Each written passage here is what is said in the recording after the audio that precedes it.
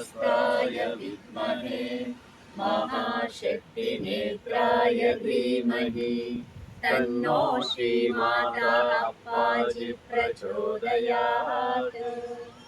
ॐ सुवर्णरुष्टिं कुरु मे गृहे श्रीः सुधान्यरुद्धिं कुरु मे गृहे श्रीः कल्याणरुद्धिं कुरु मे गृहे श्रीः विभूतिरुद्धिं कुरु मे गृहे श्रीः सुवर्णरुष्टिं कुरु मे गृहे श्रीः सुधान्यरुद्धिं कुरु मे गृहे श्रीः कल्याणरुद्धिं कुरु मे गृहे श्रीः विभूतिरुद्धिं कुरु मे गृहे श्रीः अम्म सुवर्णरुष्टिं कुरु मे गृहे श्रीः सुधान्यरुद्धिं कुरु मे गृहे श्रीः कल्याणरुद्धिं कुरु मे गृहे श्रीः विभूतिरुद्धिं कुरु मे गृहे श्रीः लोका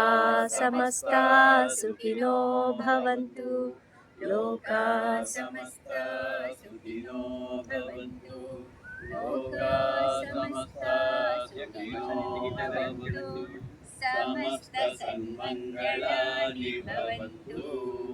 ॐ शान्ति शान्ति शान्तिः। हरि ओम तत्सत्। सर्वं श्री जगदम्बार्पणमस्तु। सर्वं श्री गुरुचरणार्पणमस्तु।